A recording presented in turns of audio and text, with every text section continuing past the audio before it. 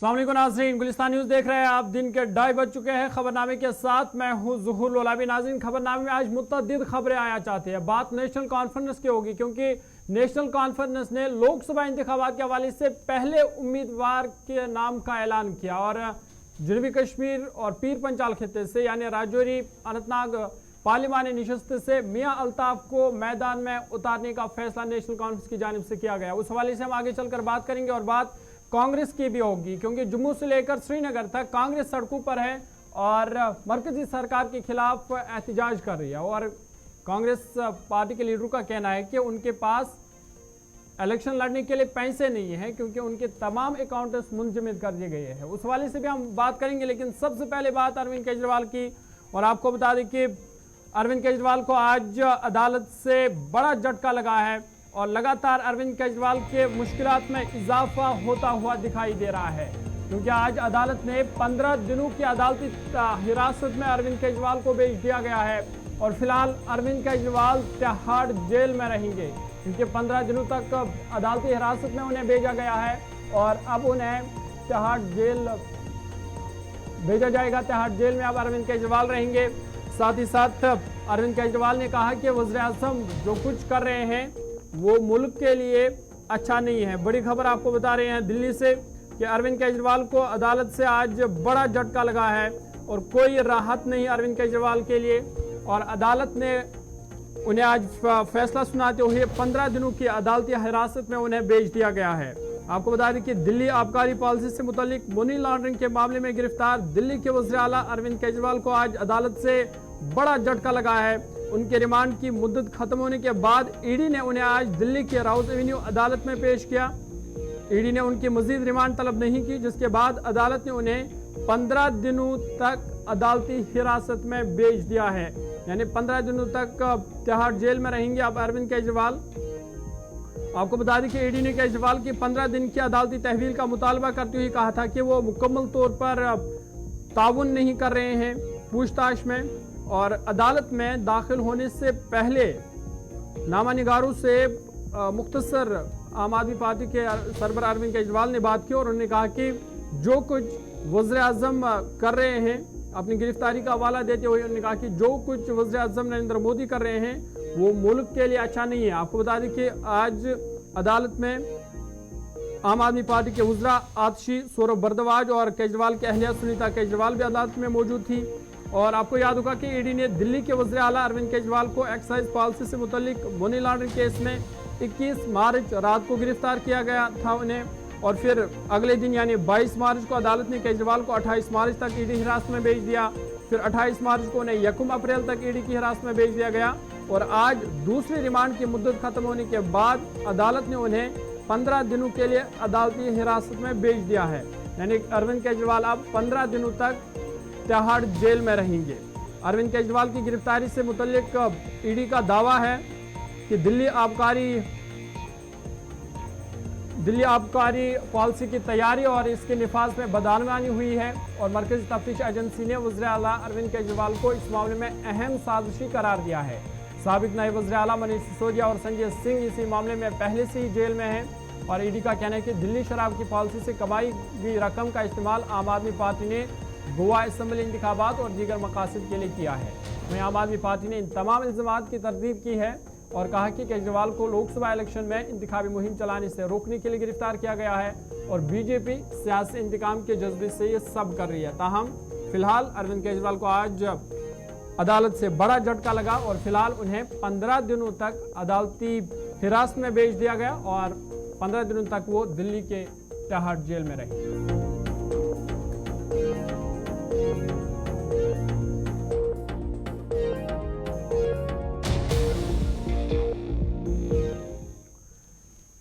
चलिए आगे बढ़ते हैं और एक बड़ी खबर की बात करते हैं। और इस वक्त बड़ी खबर श्रीनगर से, जहां पे नेशनल कॉन्फ्रेंस ने लोकसभा इंतखाबात के हवाले से पहले उम्मीदवार के नाम का ऐलान किया है।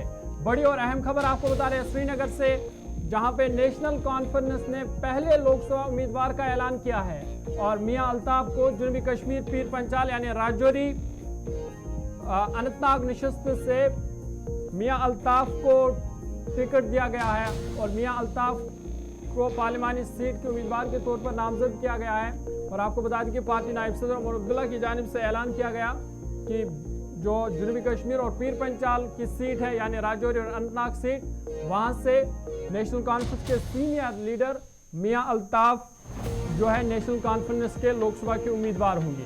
आपको बता दें कि नेशनल कॉन्फ्रेंस के सीनियर रहनुमा और तजुर्बाकार सियासतदान मियां अल्ताफ को जनूबी कश्मीर पीर पंचाल पार्लिमानी सीट के लिए नेशनल कॉन्फ्रेंस का उम्मीदवार नामजद किया गया है। उमर अब्दुल्ला ने मियां अल्ताफ अहमद की मौजूदगी में पार्टी सदर डॉक्टर फारूक अब्दुल्ला की जानिब से अपने उम्मीदवार का ऐलान किया। उमर अब्दुल्ला ने खुशी का इजहार करते हुए कहा कि मियां अल्ताफ माशरे के मुख्तलिफ तबकात में वसी पैमाने पर मकबूलियत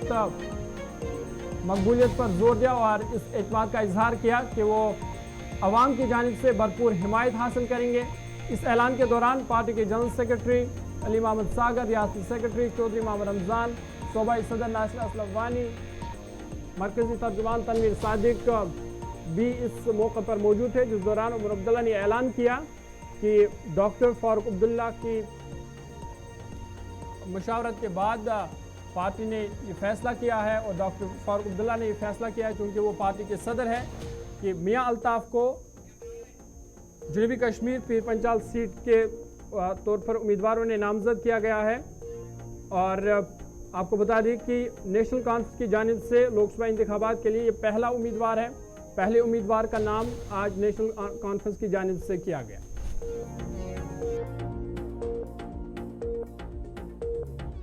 नेशनल कॉन्फ्रेंस सदर जनाब डॉक्टर फारूक अब्दुल्ला साहब की इजाज़त से आज मैं नेशनल कॉन्फ्रेंस की तरफ से पहले उम्मीदवार का ऐलान करना चाहता हूं।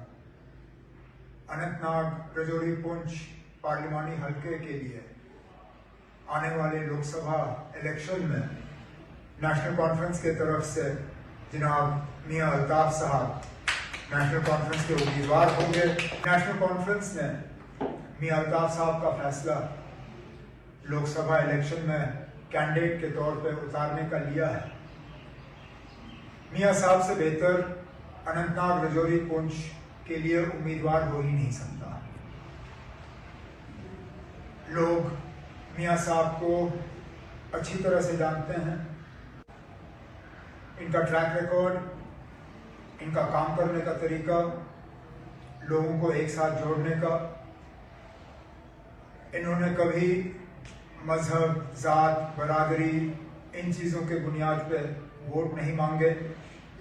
हमेशा कोशिश की कि हर किसी को अपने साथ चलाएं। मैं आज अनंतनाग रजौरी पुंछ के तमाम वोटरों से मुअत्तबाना गुजारिश करता हूं कि आने वाले इलेक्शन में 7 मई को जब वोट डालने का दिन होगा तो मेहरबानी करके भारी अक्सरियत से आप जनाब मियां अल्ताफ साहब को नेशनल कॉन्फ्रेंस की टिकट पे कामयाब करके दिल्ली आपकी नुमाइंदगी करने का। चलिए, उमर अब्दुल्ला को आप सुन रहे थे और बता रहे थे कि जनूबी कश्मीर से या जो पीर पंचाल का खिता है बेहतर उम्मीदवार नहीं हो सकता मियां अल्ताफ के बगैर। और मियां अल्ताफ को आज पार्टी ने उम्मीदवार के तौर पर लोकसभा उम्मीदवार के तौर पर नामजद किया है। साथ ही साथ उमर अब्दुल्ला ने उम्मीद जताई कि 7 मई को जब इस नशिस्त के लिए वोट डाले जाएंगे तो मियां अल्ताफ को लोग भरपूर साथ देंगे। आगे बढ़ते हैं, बात कांग्रेस की करते हैं क्योंकि कांग्रेस पार्टी भी सड़कों पर है। जम्मू से लेकर श्रीनगर तक कांग्रेस पार्टी के कारकुनों का एहतजाज उन्होंने आज किया और ये एहतजाज भारतीय जनता पार्टी और इनकम टैक्स महकमे के खिलाफ था। और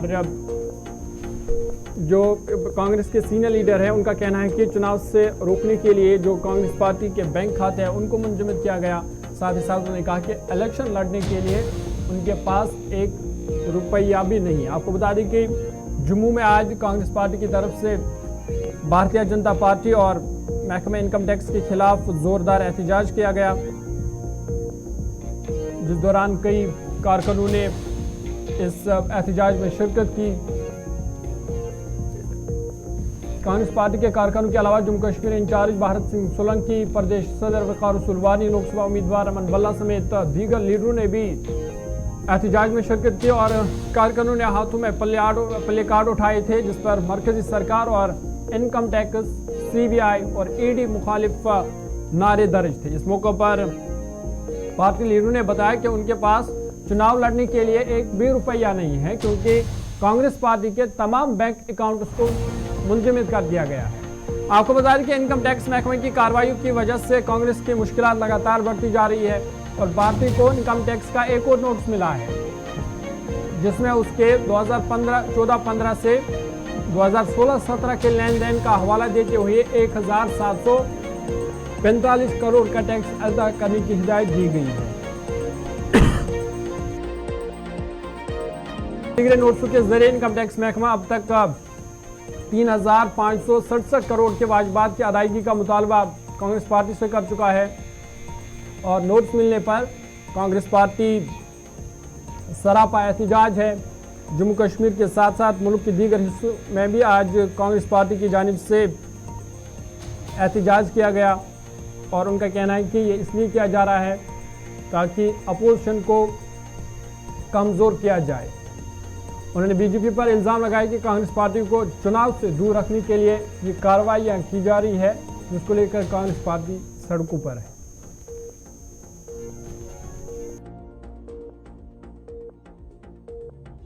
चुनाव से रोकने के लिए उनके अकाउंट सीज कर दिए कांग्रेस पार्टी के और उसके बाद 3600 करोड़ का नोटिस दिया। केजरीवाल जी को जेल में डाल दिया, झारखंड के मुख्यमंत्री को जेल में डाल दिया, डराने धमकाने ईडी, सीबीआई और इनकम टैक्स का उपयोग करके ये विरोधों को दबाने की कोशिश कर रही है। अकाउंट जो है वो सारे फ्रीज कर दिए। हमारे पास 1 रुपया नहीं है इलेक्शन लड़ने के लिए, फिर भी हमने बीजेपी को परेशान करके रखा है। पूरे देश में आप देखेंगे मई जून में जब रिजल्ट निकलेगा लोकसभा का, तो इंडिया अलायंस की सरकार 2/3 मेजॉरिटी से होगी, क्योंकि ये जो डरा हुआ मोदी है ये इस बात की अक्कासी है कि उसको क्लियर एजेंसियों की रिपोर्ट है कि वो ये चुनाव जो है हार रहा है। हमारी 150 साल पार्टी है। ये भारत देश कांग्रेस ने इसलिए आजाद कराया था कि यहाँ डेमोक्रेसी चले, यहाँ की डेमोक्रेसी की जमहूरियत की मिसाल पूरे वर्ल्ड में दी जाती थी।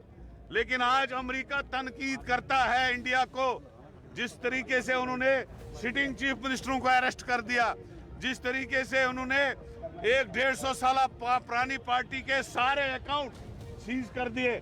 आज नई नोट से आई है, टोटल 3600 करोड़ का नोटिस भेजा गया है, जबकि पॉलिटिकल पार्टीज जो है इनकम टैक्स से फ्री होती है।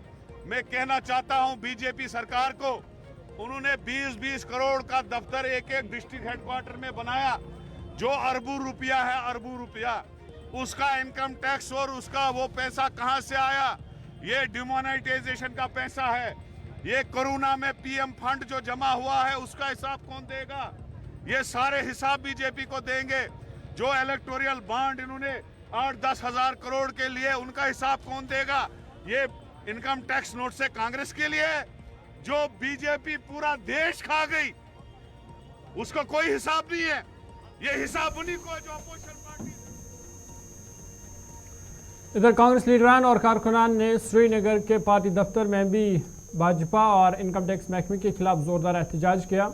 इस मौके पर उन्होंने भाजपा पर इल्ज़ाम आयद करते हुए कहा कि मरकज़ी हुकूमत की जानिब से मुख्तलिफ जांच एजेंसियों का गलत इस्तेमाल किया जा रहा है और अपोजिशन को कमज़ोर करने की कोशिश की जा रही है।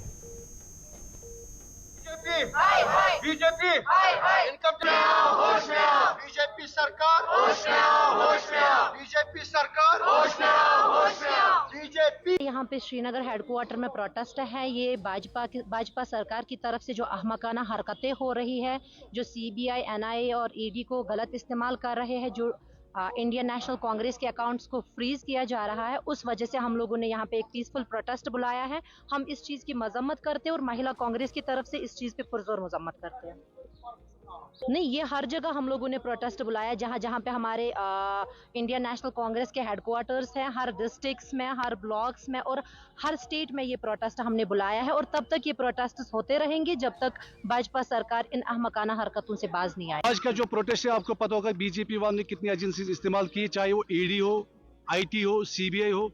और आपको पता होगा कि अरविंद केजरीवाल जेल में, हेमंत सोरेन जेल में, इनको पता है कि करप्शन चार्जेस लगाते हैं, उनको पता है कि हमारी कमजोरी है और अभी ये ऐसे ही करते हैं।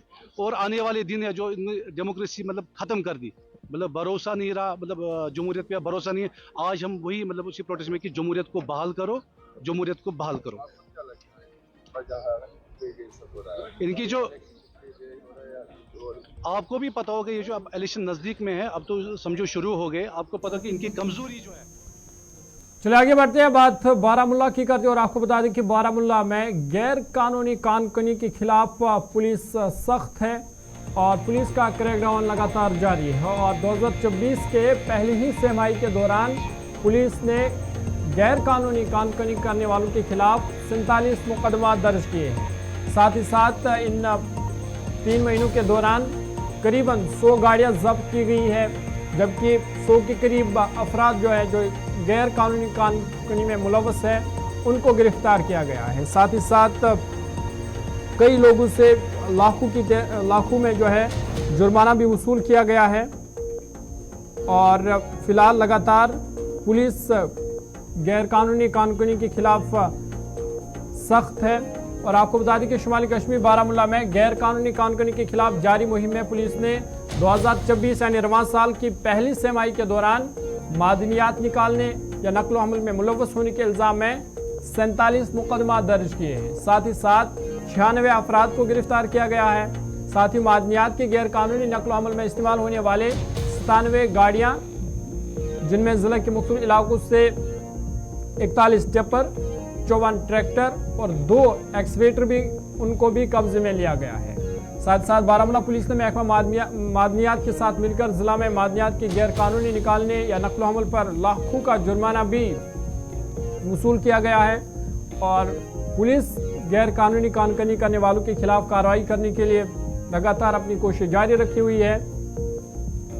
और जो लोग माहौलियात या हुकूमत की आमदनी को नुकसान पहुंचाने के लिए गैर कानूनी तौर पर मादनियात निकाल कर रात के अवकात का नाजायज़ फ़ायदा उठा रहे हैं, पुलिस की कार्रवाई उनके खिलाफ लगातार जारी है। इधर पुलिस ने अवाम नास से भी दरख्वास्त की है कि वो अपने आसपास में गैर कानूनी मादनियात से मुतल्लिक सरगर्मियों के बारे में पुलिस को मुतल्ला किया करें, ताकि गैर कानूनी कानूनी पर मुकम्मल तौर से काबू पाया जा सके। साथ ही पुलिस ने वार्निंग दी है उन लोगों के लिए जो इसमें मुलव्वस है, गैर कानूनी कानूनी करते हैं, और उनसे कहा गया है कि वो इससे बाज आ जाए, वरना आने वाले वक्त में उनके खिलाफ सख्त कार्रवाई हो सकती है।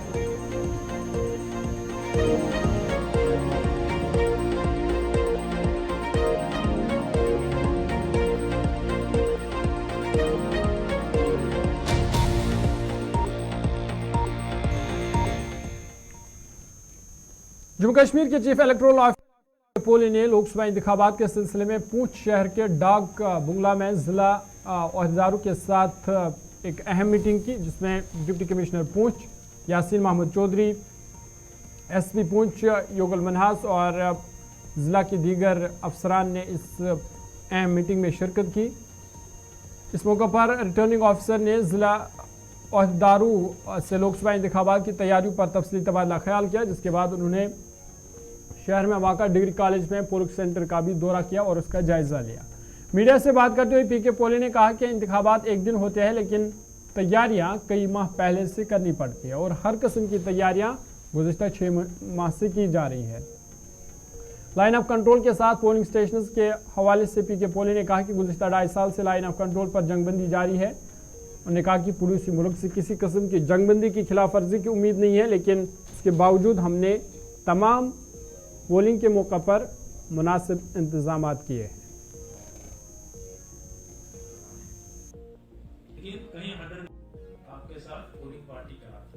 बेसिकली इलेक्शन तो एक दिन होता है, लेकिन उसकी प्लानिंग काफ़ी डिटेल में करनी पड़ती है।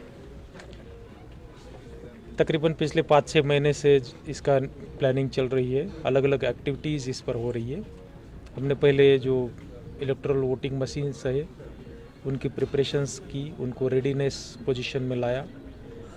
हमने पहले उसके बाद मास्टर ट्रेनर्स तैयार किए डिस्ट्रिक्ट लेवल, स्टेट लेवल, और उसके ज़रिए से नीचे भी जो है ट्रेनर्स हमने तैयार किए हैं और उनके ज़रिए से ट्रेनिंगें शुरू हुई है। जैसे ही ECI ने शेड्यूल नोटिफाई किया तो अलग अलग टीम, अलग अलग नोडल ऑफिसर्स अपॉइंट किए हैं वो अपने अपने फील्ड में अपने अपने रिलेटेड ड्यूटीज़ पर लग गए हैं और काम शुरू कर दिया है। इस पर्टिकुलर पार्लियामेंट्री कॉन्स्टिट्यूंसी का जैसे ही नॉमिनेशन स्टार्ट हो जाएगा उसके बाद डेफिनेटली जो अलग दूसरे जो स्टेक होल्डर्स है, जो मेन स्टेक होल्डर जिनको हम कह सकते हैं, वो भी एक्टिवेट हो जाएंगे और प्रयास रहेगा कि बेटर तरीके से यहाँ जितना पहले भी टर्नआउट होता रहा है 70-75% से ज़्यादा। चलिए आगे बढ़ते हैं। आपको बता दें कि आज श्रीनगर में कैब ड्राइवरों और ठेकेदारों ने जोरदार एहतजाज किया।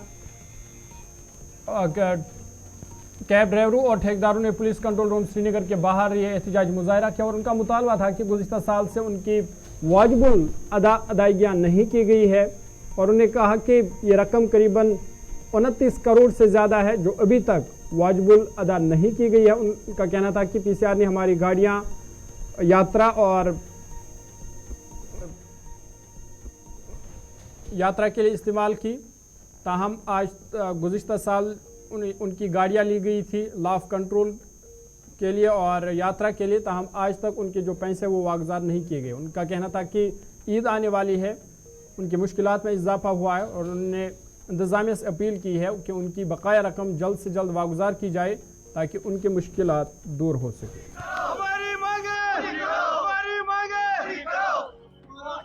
मेरा नाम बिलाल अहमद है। क्या मसला क्या है? मसला है हमने पीसीआर वालों को गाड़ियाँ दिया, चाहे यात्रा के लिए, इलेक्शन के लिए या कोई रैली होती है, हम तो गाड़ी ऑनर है, गाड़ियों का ऑनर है। पिछले 1.5 साल हो गए हमें पैसा नहीं मिल रहा है। ये हमारा ये 29 करोड़ है इनके पास। बड़ा दिन आने वाला है, हम भी बाल बच्चे वाले हैं, पैसा नहीं है हमें। अल्लाह की। जी मेरा नाम शहबाज है, मैं हंदवारा से हूँ। जी हमने 1 साल से 12 महीने से गाड़ियाँ पीसीआर को हायर की थी और हम लाइन ऑर्डर ड्यूटी और यात्रा की ड्यूटी कर रहे थे। दिन रात हम ड्यूटी कर रहे थे इनके साथ, लेकिन अभी तक हमारा पैसा नहीं मिला है। इस वक्त हमारे मतलब बहुत सी प्रॉब्लम्स है। मेरा सेकंड चाइल्ड इस वक्त है, सर्जरी होने को जा रहा है, केरला में सर्जरी है। ये उसके डॉक्यूमेंट्स मुझे सारे साथ में हैं। तो अभी तक मैं अपने घर में बच्चे को लेकर रखा हूँ कि मुझे पैसे नहीं है सर्जरी के लिए और बहुत परेशान है हम तो हमारा इस वक्त इतना लास्ट स्टेज चल रहा है कि हम खुदकुशी करने के लिए तैयार है। हमने इनको बहुत बार बताया कि हमारा पैसा रिलीज करो, लेकिन ये आज कल परसों कह रहे हैं। अब तो हम थक गए। अपने ठेकेदार साहिबान जो हमारे हैं इनको हम रोज कॉल करते हैं, सर क्या किया, वो किया, ये किया। ये भी परेशान हो रहे हैं अब हमारे से। तो चलिए अभी तक के ताज़ा खबरनामे में फिलहाल इतना ही। अपने मेज़बान ज़ुहूर लोलाबी को दीजिए इजाज़त। देश दुनिया की बाकी खबरों के लिए आप देखते रहिए गुलिस्तान।